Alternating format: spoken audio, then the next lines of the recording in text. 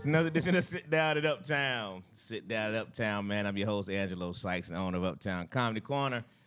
And I'm already laughing because we started off with a bang, man. We got the man in the building. Long time since he's been here, man, but we're glad to have him back. Mr. Guy Torrey That's is in right. the building. Key Torrey in the place to be. Got kicked out of Trump University. What up, man? What's good, brother? How you I'm feeling, good. man? I'm good. I see what you're smoking on. I see what you're doing. Yeah, man. You know, I like to get a good Yeah, stick man. or two every day. You know? No Diddy. No, thank you very much for Yeah, that. yeah. So, Guy, man, welcome back, man. How you like the new spot, by the way? I do. I like it, man. Especially tonight's show, man. The audience was great, and it's always gonna get the crowd there. Yeah, And Daryl Dam gonna be damn. absolutely. He gonna do his damn thing. And yeah, man. What's most important about me is sound and the energy of the crowd, man. Aesthetically, I know y'all gonna always have a nice spot, right? The sound is important and the energy of the people. And energy tonight was incredible. Yeah, Yeah. that's good stuff. Glad to hear it, brother. So, Guy, man, I always like to start my conversation taking trips backwards. Okay. All right? Moonwalking. Yeah, we're going to moonwalk it, man. Let's take a trip back, man, to a young Guy Torrey. Let's talk about... Before I got my teeth fixed? Yeah, Okay. all that, man. Yeah. You know what I mean? Let's talk about the kid, man. Let's talk about what was growing up for you like, man. How were you as a kid? How was you as a student in school? Go back as far as elementary, middle school. Talk about your early days. I grew up in a family with, 6 of us. I have 5 siblings, so, it was always, all of us are funny. So it was always playing the dozens. You always got to be in your P's and Q's. There's always going to be some heckling, some joning amongst your own family. So, that makes you develop thick skin very quick at a very early age.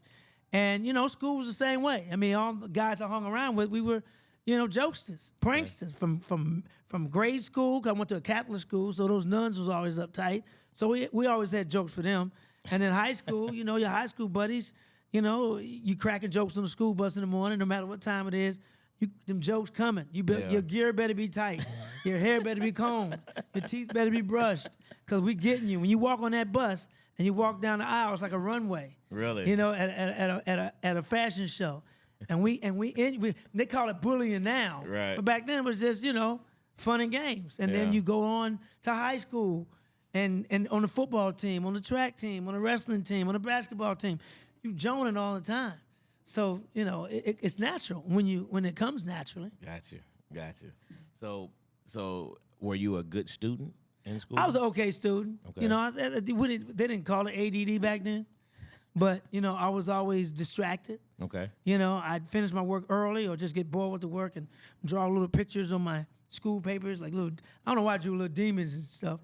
Yeah, I had little horns and stuff. And the nuns, I went to a Catholic school, so the nuns was concerned. So they were concerned. Yeah, so they had a conference with my mom and dad, like, hey, what's going on at home? Right. He got little demons and pitchforks on his paper. I probably drawing pictures of Joe. But anyway, no. Ba-dum-ba. But yeah, so they called us in, and they had a folder with all my work in it with little demons and stuff. Really? But it was just my creative side. Okay. I didn't know, that what creative was. I just knew when I got bored in the class, I draw little things on my papers and stuff. Wow. Yeah. Yeah. So what was it like for you in a Catholic school? Like, what was the neighborhood? The neighborhood versus the school was what? It wasn't that far apart. It was still in the hood, it was still hood. Catholic school in the hood. Okay. I think that's why, I was an altar boy for 10 years, untouched by a priest, because our Catholic church was in the hood. They didn't want this little nigger booty. But yeah, so the neighborhood was good, fun, same thing, jokesters, clowning. Okay. Dad was strict.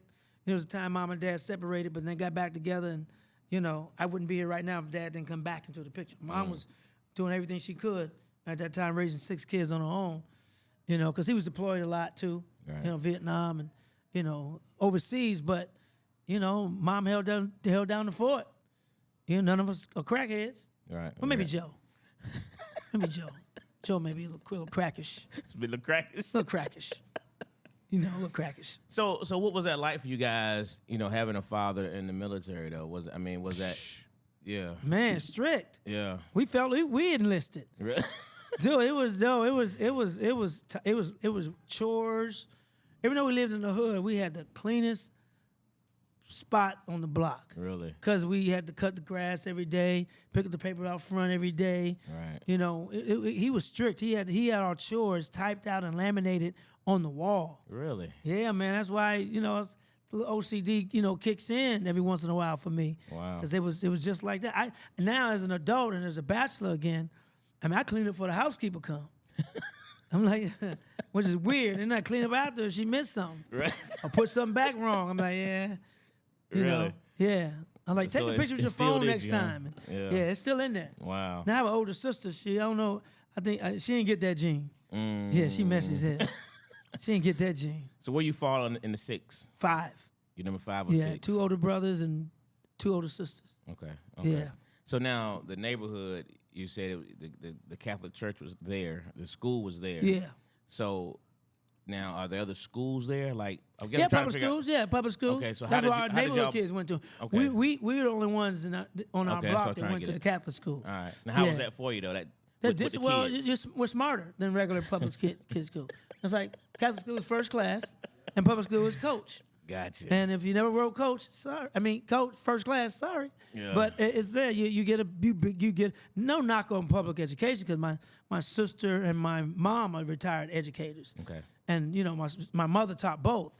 But yeah, you just get a better education. And I knew that because when I was in like maybe the 2nd grade, and I'd go to school with my mom. Because the thing about being in a Catholic school, you get all them holidays, St. Christopher Day and St. this day and St. that day. Man, it's beautiful. Yeah. So I had to go to school with my mom. Okay. And if she taught 3rd grade, I was in 2nd grade. The stuff they was doing in 3rd grade, I'd already done in 2nd grade. So I saw very early, like, oh, wow. Wow. Okay, this is a better education. Wow. But public education is still good. It depends on the teacher, really, not the system. Yeah. You got some crappy ass, Yeah. private school teachers too. Yeah. Okay. Yeah. So you went through high school in the Catholic school? Public school, no. Public When I school. went to high school, I was like, look, yeah, we need better looking girls. And them Catholic school girls, they had the cute ones, but we know the ones that man was going to put out was going to be in high Public school, school? in the public school. Yeah, that's the sexy reds.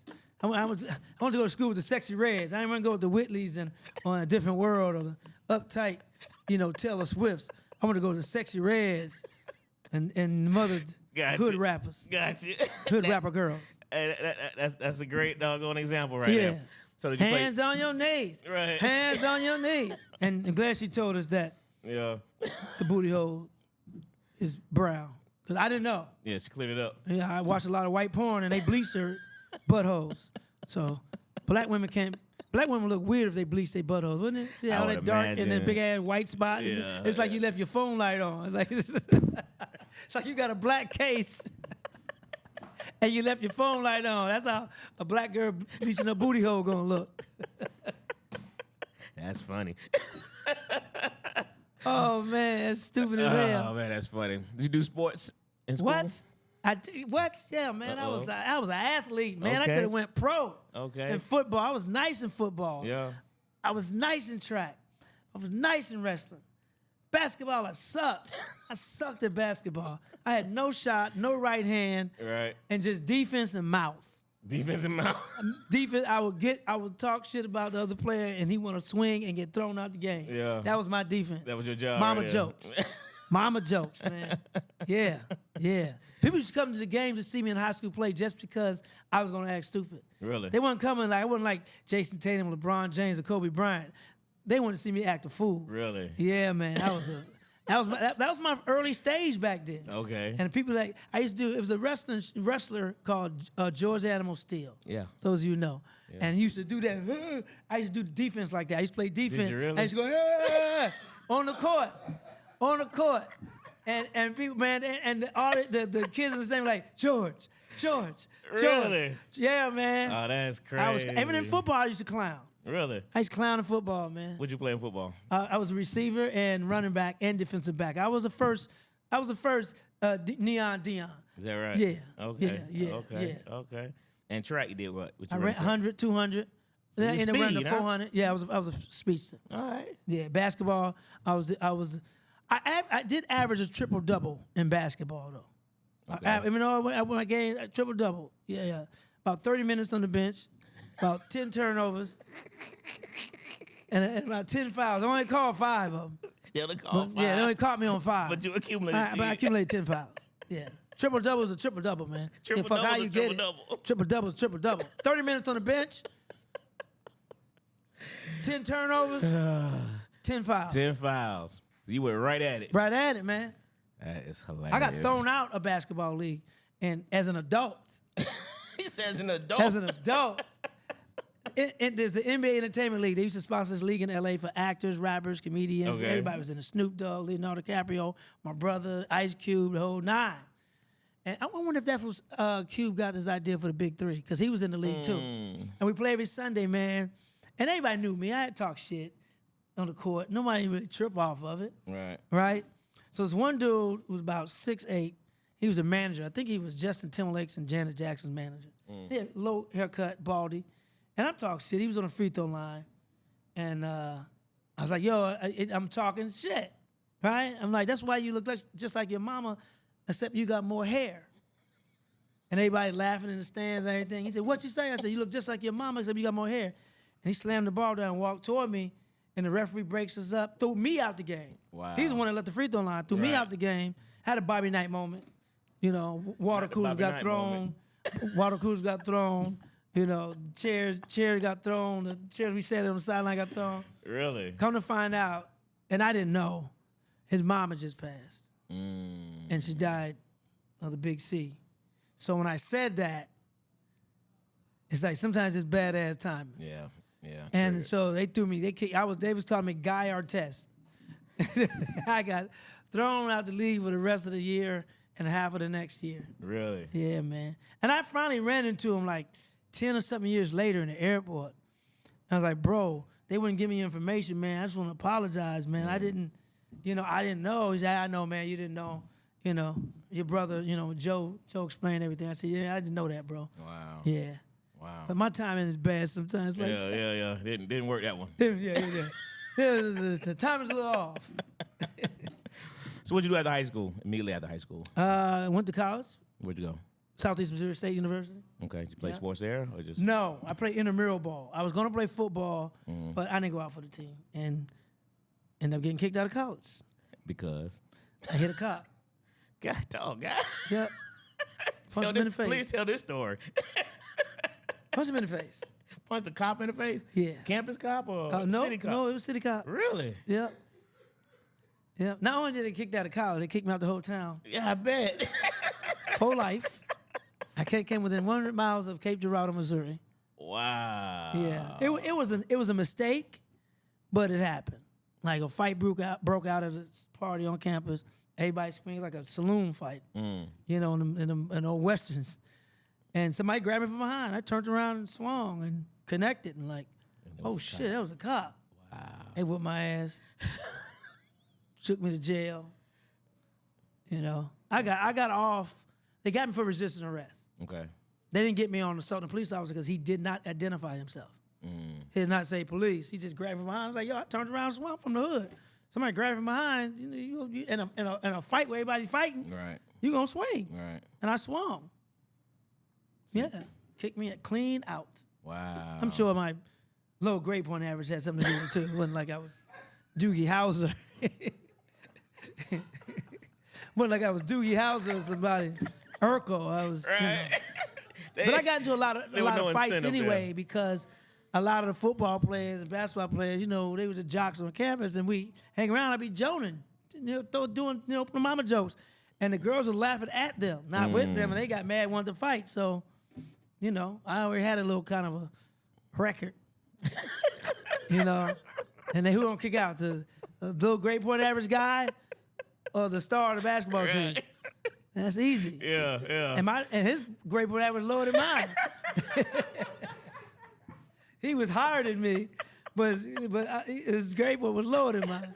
So they kicked me out. Yeah. Not knowing I was gonna become a thriving, successful comedian, actor, and filmmaker. How about If that? they'd have known back then, Think everybody swayed him a little bit? yeah, they would. If they'd have saw into the future, Yeah. they would have seen it.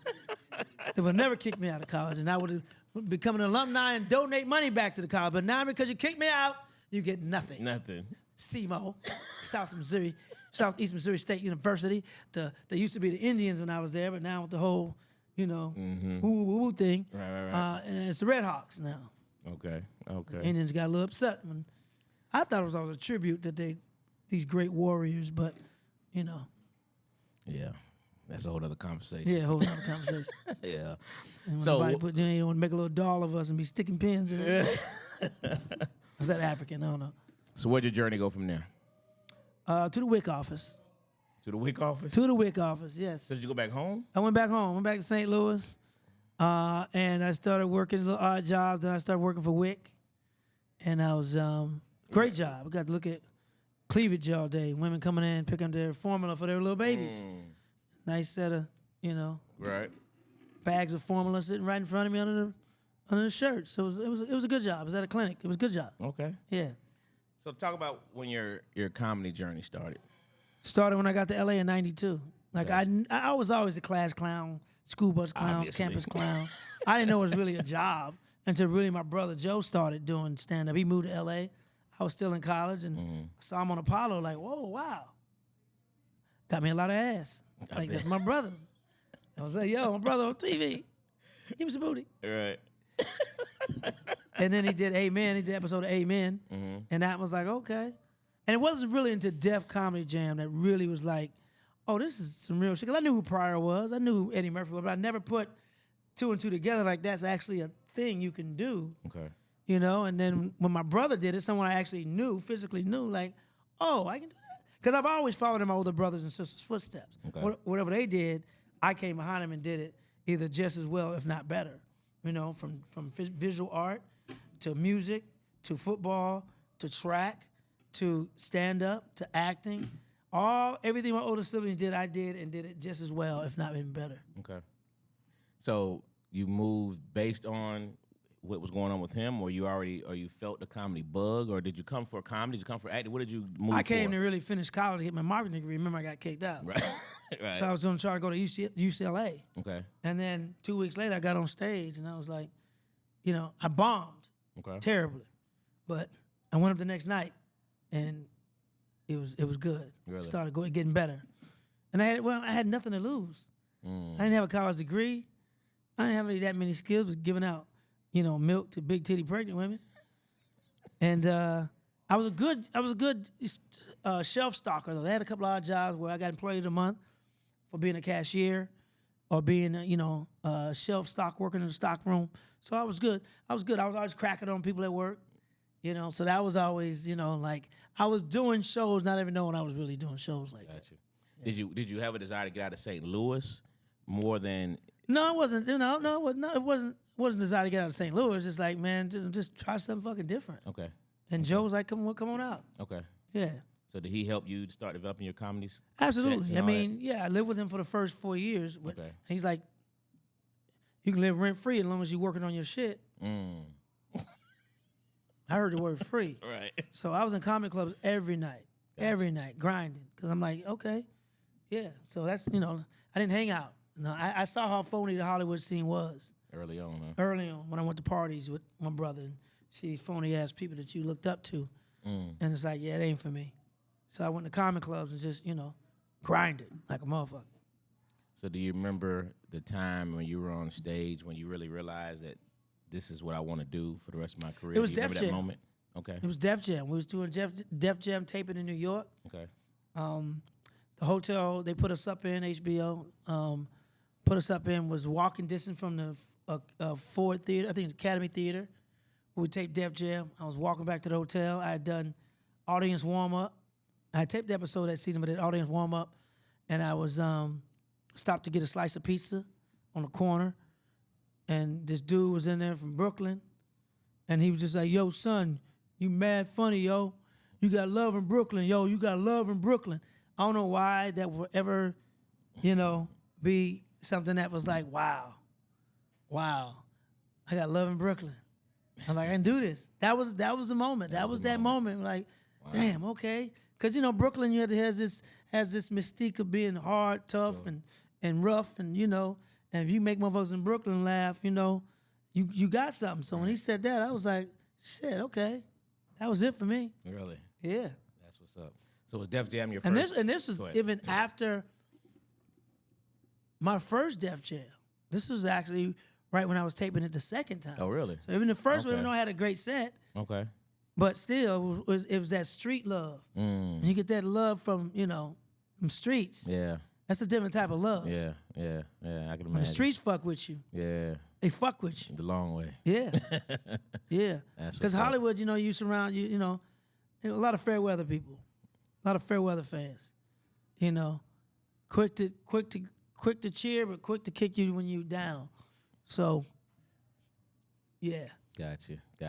So was Def Jam your first TV experience? Yeah.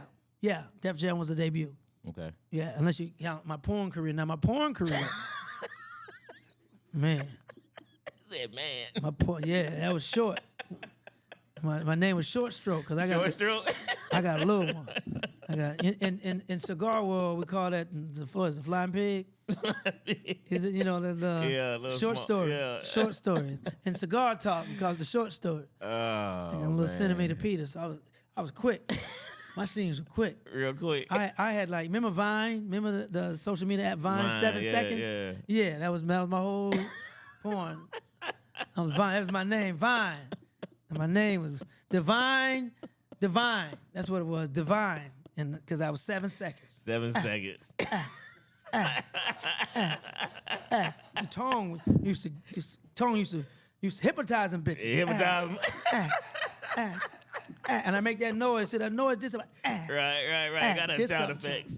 yeah, man. Short story. Short story. Divine. That was my name. Divine Short Story. Quickum. They used to call me Quickum. Quick 'em. Well, you had a whole lot of short names, huh? Man, Quickum. Look, shoot all my. I would shoot like 30 pornos in like 10 minutes. Yeah. 30 different ones in 10 minutes. 10 minutes. Yeah. You were literally in and out. Next. Next. Next. 30.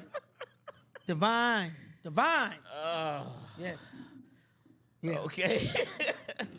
Well, outside of your porn career, Yeah. tell us about that classic movie, man, that you were in, and what that experience was like to be in the movie Life. Man. Incredible. Probably the most fun I had on any set. Okay. I mean, you gotta look at the lineup. Yeah. The cast. Starting with Eddie Murphy. Right. Then you're going with Martin Lawrence. Right. Then you're going with Bernie Mac. Right. You know? Then you got Miguel Nunez and Bear, rest in peace, Michael Teleferro. Yeah. Anthony Anderson. It was just funny ass set. I can only imagine. Man. Funny ass set. Then some other guys who were straight actors, as in they do a lot of drama, not, Straight actor. Gotcha. I'm in Atlanta. You gotta watch what you say. I'm in Boytown. Boy. But yeah, even they were funny. Shabaka Henley and Oba Babatunde and Brent Jennings. I mean, they were, some solid dramatic actors, but they were funny too. And that's what made the whole film come together. Yeah. Yeah. When y'all were making the film, I mean, to look around and see these kind of people, did you know for like, man, I'm on something special right here? Yeah, man. I mean, you anything with Eddie Murphy Yeah. and Martin Lawrence. Gotta be, right? Yeah. I mean, come on. Of course it's special. Yeah. Even to get an audition that, for somebody who's in that movie of that caliber is special. So yeah, man. So That was God, man. That was all God. Yeah. I mean, comedians who could have had my role, who would have been just as funny, if not even funnier. There's a lot of them that could have played radio. Yeah. But God chose me. And thank you, God. I know that's I'm right. a quit sinning. Now, with that being said, Lord, I want to apologize for my porn career. Which camera do I look in? I said, Lord, I want to apologize for my porn career. Had I known he's going to put me in a movie like Life, I wouldn't have done all those movies. So forgive me. Very sincere, brother. Yeah. So- looking back. Yeah. So after that movie, like, where did you see things go for you? Oh person? man, people look at you different.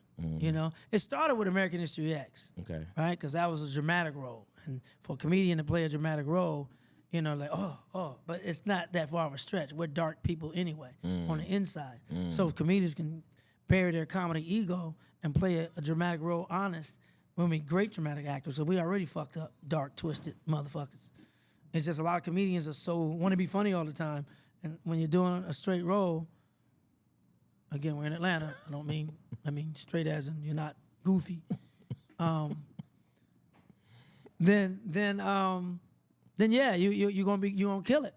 So then to do Life, right? Life was great because it was a comedy, but it was more like a dramedy too. You know, you shed some tears watching Life, but you laughed too. Right. So to have that dynamic, man, is awesome. Because for a comedian and to be able to balance it in one role.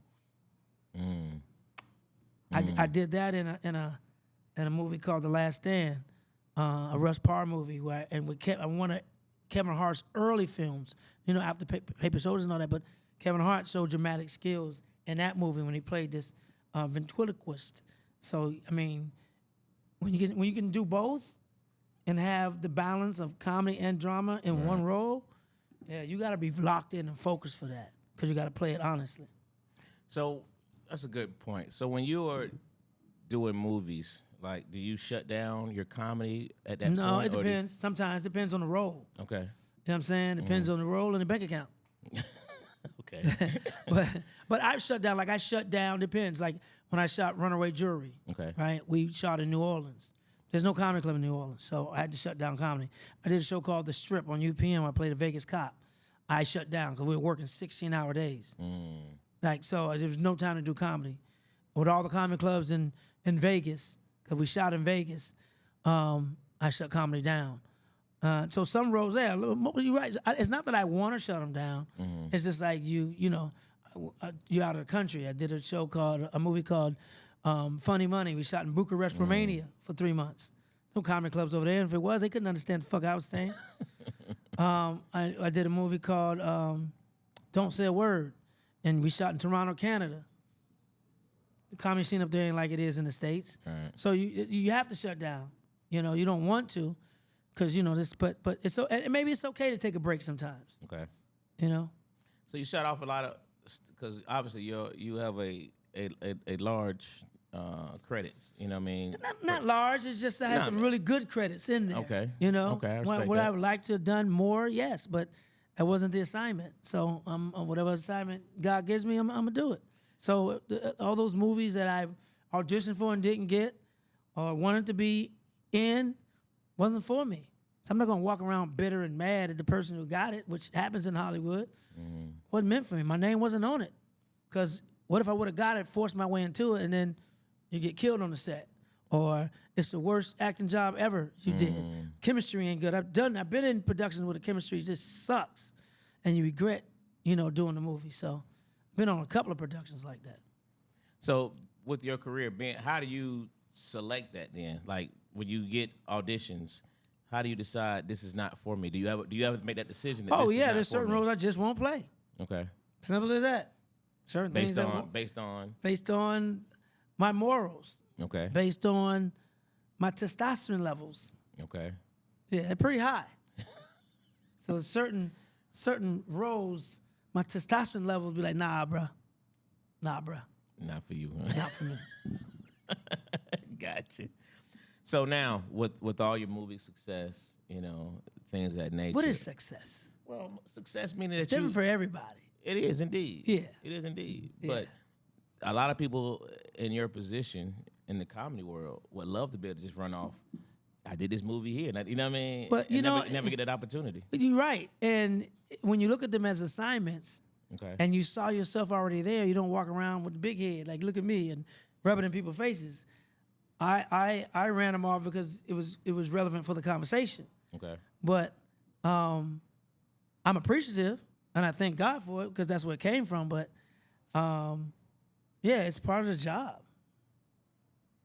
I'm just saying, everybody, no matter how much everybody you've been blessed to have Yeah. that many opportunities to run Yeah. off, and that's just being Yeah. humble and gracious. I mean, just to be Oh, able I'm humble. to be Man, able to trust do me. that. I that's still, awesome. I still pinch myself when I Yeah. look at my resume. When Okay. I see my name on a marquee. Okay. I've been doing shit 31 years. I do about 250, 300 shows a year. I still get amazed at seeing my name in lights. that That right? never gets old for me. Wow. It's like, wow. And people actually took time out of their schedules to come out and hear what the fuck I got to say or want to laugh. Even if they got in free, they still took time. That's time you don't get back. That's why I'm very serious on stage. I don't bullshit stage time, because you can make more money. You can't make up time. And for people to take time out of their schedules to come see me, man, I'm going balls to the walls every show I do. I don't care how big or how small. I've been in audiences of 5 to 6 people to audiences at Madison Square Garden with 60,000 people. And I'm going to give the 6 people that same fucking show because they came. All right. You know? So, you know, I mean, it's the assignment. And when you understand the assignment, you fucking do it. I know. I get deep sometimes. No, that's good But too. it's Understanding just the the assignment is deep. assignment. That's deep. That's You good know, stuff. you got comedy clubs who invest in you. You got to do the work. You got to respect the stage, respect the mic, respect the audience, respect. You know, it's a privilege. It's not a sense of entitlement. Okay. You know, yeah, we put in the work, and yeah, we're the draw, but it's relationship. Gotcha. It's like fuck it. Gotcha. So with No, Diddy. your so with your assignments that you've had, have you ever thought about the things that you still want to accomplish? Absolutely, so every tell me, day. What are some of the things that you There's a haven't lot accomplished yet? there's a lot more documentaries I want to tell. Fat Tuesdays did very well, and they're still doing very well. I was going to go into that streaming. next. And so my goal was to tell that story of all these young brothers and sisters, comedians, who are going to be heard by any means necessary. Okay. Because the riots happened in L.A., industry quit coming to the hood to see us. So I created this night to showcase black comedians. I was already good. I had an agent manager already. But there was so much other talent that wasn't being seen that, yo, we got to do something about this. So that's what, you know, Fat Tuesdays was. But I also wanted to be able to tell more stories because there are more stories out there. There are more Fat Tuesday stories out there. I ain't the only one. You know what I mean? So there's more Fat Tuesday stories out there. There are more origin stories. The origin stories of comedians are fucking great. If you sit down and listen to a comedian, it's like sitting down and listening to a homeless person. People don't take time to sit down and listen to a homeless person. How'd you get here? Right. What happened? What's your journey? Right. You know what I mean? Right. And like comedians, I mean, we have that dark side too. So, you know, all those stories need to be heard, man, and need to be told. So, you know, I want to do Fat Tuesdays so people can trust me with their stories. How was, because you segue perfectly into it, how was that experience? Because I'm a professional. Because you're a professional. Yes, sir.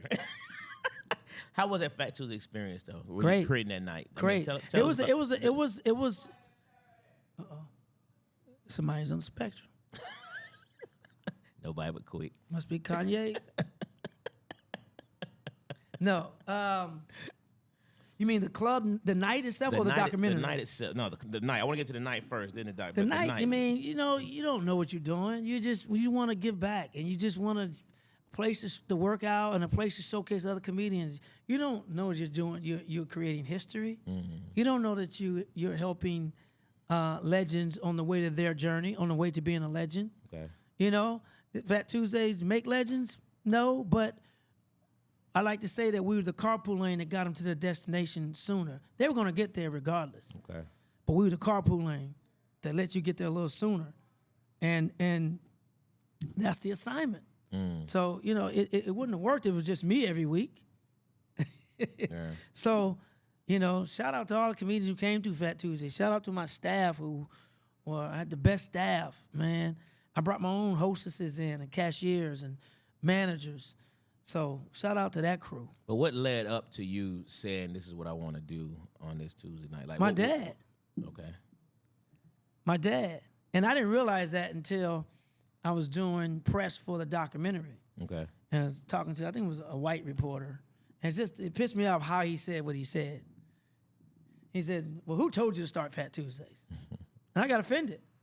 And nobody told me nothing. I said, I saw a void and I filled it. And I remember my dad.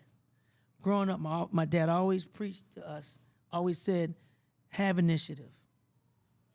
Be proactive. Don't wait for somebody to ask you to do something. You see something need done, go ahead and do it. And as a kid hearing that, I never knew it was going to turn into Fat Tuesdays. He was like, man, if you see it hang on the floor, even if you didn't put it there, you know it belong there. Pick it up and put it back where it belongs. So that, when I did it, I said, oh, that's where all that came from. Filling that void. There's a void, you go fill it. Gotcha. Period. Gotcha. So I got offended when dudes say, who told you to start Fat Tuesdays? Right. Your mama, motherfucker. So obviously, Fat Tuesday was a huge success, and like you said, being the carpool lane for so many comedians. So then, when it came to the documentary, was that something you'd always thought about? Or I've been working on Underground for like 9 years before I took it to my agency's office. okay, Just grinding, doing it, putting it down, picking it up. You know, I tour a lot, and so you get busy, you get off. So grabbing interviews where I could just to put a presentation together. okay, To go out and pitch. And I finally, year 9 and year 10, I was like, let me take it to my agent. And she was just like, you been sitting on this? I said, yeah, I've been busy. And she's like, wow. And then the rest was like, bomb. Could you imagine the success that it had? Did you picture that? That wasn't. You never want to picture that. Okay. Because if it doesn't, you're let down. Okay. So you just do it. Just do it. You just do it. And whatever the chips fall, they fall. Got you. I mean, of course, who doesn't want their projects to be successful? Sure. We were in the running for an Emmy. We was for your consideration. We didn't get the nomination, but to be, picked was great. Sure. We got 100% on Rotten Tomatoes, which I'm really proud of. I didn't know getting 100% on Rotten Tomatoes was a thing. Until somebody said, hey, man, you got 100% Rotten Tomatoes. I said, what? Because they usually throw tomatoes at me. But I'm like, wow, it did. And then we got Best Documentary in 2022 from the New York Times. That's very reputable. So, it did what it did. We got, I got honored at the Uptown Magazine Honors because of the Fat Tuesday documentary. So, it solidified my new journey, my new chapter in filmmaking. Okay. That's awesome. Yeah. And so this is what you want to continue to do? That's what I'm going to do. I don't want to do shit. Okay. Gotcha. I'm going to do. Words have power. That's right. That's right. Change your language, change your life, change your words, you change your world. Words have power. The death in life is in the power of the tongue. You can speak things into existence, or you can kill them by saying. So you have to really watch what you say. You really do. Like, power in the words. Like tomorrow night, I'm gonna win $3 billion in the lottery. Hey. I'm speaking it into existence. Speaking into existence. I know that's right. I'm like, man, I just talked to a billionaire. Yeah. I'm David Stewart, Worldwide Technologies. Second richest black man in America. From St. Louis. You know what it is. So last question, man, before we jump into this top 5. Tell us about your Uptown comedy. Yeah, you're babysitting that cigar. I know. I didn't want to light it no more. So why? I smoke cigars, so you ain't bothering me. Good conversation. But tell us about you your act like Uptown I'm a black woman with experience. hair. I don't want it in my hair. I don't want like some cigar smoke in my hair. Tell us your Uptown experiences over the years. Thank you, sir. Ooh, this is a nice one too. Yeah, it's been good. It's funny because I've been rolling with Uptown for a while. Because you started on Peachtree, correct? Yeah. With Earthquake. Yeah.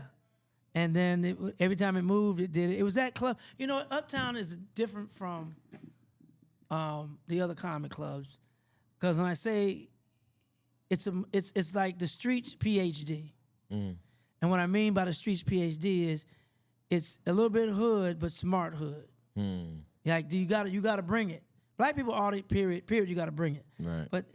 But cities like Atlanta, Detroit, Baltimore, Memphis, St. Louis, Cleveland, black people, yo, they ain't gonna bullshit you. That's why I said you gotta bring it. Right. And they ain't gonna, they ain't gonna laugh if it ain't funny. Yeah. So Uptown has always been that crowd where it's like, I gotta be on my shit.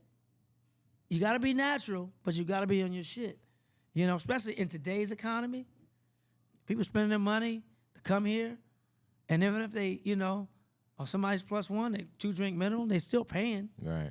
They're buying food, they're buying drinks, so you gotta respect that. Right. That's what's up. So I forgot one other thing, man. Tell me, I need to know how you feel about this because you came from the old school, how do you feel about this new update of comedy with the social media and all that stuff? How do you feel about it? How do you blend in with it? You got to change. You got to adapt it, and you don't want to lose your core audience and do something stupid and lose your core audience and don't reach the ones you're reaching. Okay. You got to find a way to really let them blend and work with each other rather than against each other. This new portal of comedians, this new generation of comedians have a new portal to come in through. I had Def Comedy Jam at Comic View. Generation before me had, the Tonight Show and HBO specials and stuff like that. This new generation has, technology, palm of your hand. Right. So you can't be mad at them. It is what it is. Right. And you just gotta, roll with it or get rolled over. Period. Now I'm gonna smoke it later. Yeah. But yeah, so that's you gotta embrace it, man. And some of the young ones, like the DC Young Flies and the Carlos Millers and, very respectful, asking questions from the OGs and things like that. Some of them don't want to hear from us. So, let them die on stage. Let them die. If he dies, he dies. On stage. On stage. On stage. Not in real life. Right. Another episode, but the ones who want to listen to the advice and want to ask advice and ask questions, we're all for it. I want to see this generation of comedians. I want to retire one day and be able to still laugh and go to a comedy club. So you got to embrace the social medians, as Bob Sumner calls them. Social medians. Social medians. The great Bob Sumner. Yeah. I Google got where Bob he told me to call him tonight too. Really? Yeah, that was the guy was in the hall talking about. He said, "Man, Bob said call him tonight. Don't let the night." I was like, "I'm gonna call really? him." Yeah. See? And I didn't even know that. Yeah. Yeah. Yeah, I give Bob his props. A lot of people don't give Bob the credit that he should. Yeah. Big facts. Yeah, I didn't even know that, bro. Yeah. That's what's up, man. So, I do a top 5 on my Tuesday Classic Conversations podcast, right? So my top 5 for you, because I know you like sports, right? Absolutely. I'm a Laker fan, the greatest basketball team in the history of basketball. I know. We Celtics just got another one. I know. We were ahead of them. Right. They had 17. We had 17.5. 17.5 in season tournament. Okay. Only because we're top of the Celtics, I'm counting that 0.5. Gotcha. But we gonna get him. We gonna get him. We got JJ Redick now. How you feel about that? Let's. You know what? I would have rather Mark Jackson be the head coach. Why do you think Mark can't get another job? I know why he can't. And I would have loved to have JJ Redick and Rajon Rondo and Sam Cassell and Gary Payton as his assistants. Wow. That would have been a great coaching crew. But JJ, JJ is very, very gifted in basketball IQ.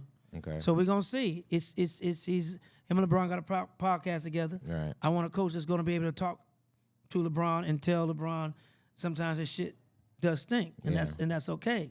None of us are perfect. Right. But I don't know. I'm prayerfully JJ does that. So, the true Laker fan, have you accepted LeBron? Because I heard a lot of Lakers fans had a hard time with it. He wants the championship. That made the difference. He wants the championship. Okay.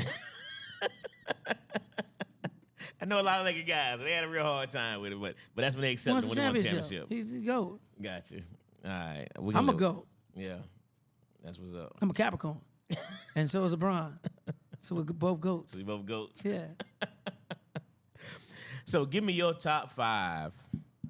We had to start your own lineup in basketball. Oh, okay. I thought you were talking football. Okay, basketball. In basketball. Give me your top 5 I think you're talking comedy, really, to be honest. Oh, no, I never do comedy with comedians. Yeah. I'll never put that. I don't want to put it out there. Yeah, that's y'all so got amateur. Y'all got enough comedy beef. Who's your favorite fighter? Y'all got enough comedy beef out there, right?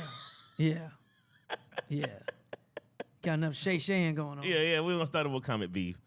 You had to create a lineup now. Oh, man. 2 guards, 2 forwards, and a center. Who are your top 5? Who would you put in your lineup? Shaq is my center. Okay. I would make Kobe the 3. I would make Jordan the 2. Magic Johnson the point. Okay. Or you know what? I would make Magic the 4. Magic the 4. Magic the 4. Magic gonna bang down there? when he was a rookie, he played I know he all played positions. every position. I know. And I make Gary Payton my point guard. Okay. Yeah. Okay. I'd make Magic the 4. Wow. I like a point forward. Literally. Yeah, point forward. Because he can Okay. play it. He jumped center. Right. You know, when Kareem, the big fella, was out, Yeah. he played all positions. Yeah. Magic was a baller. Yeah, Okay. yeah. We'll rock with that.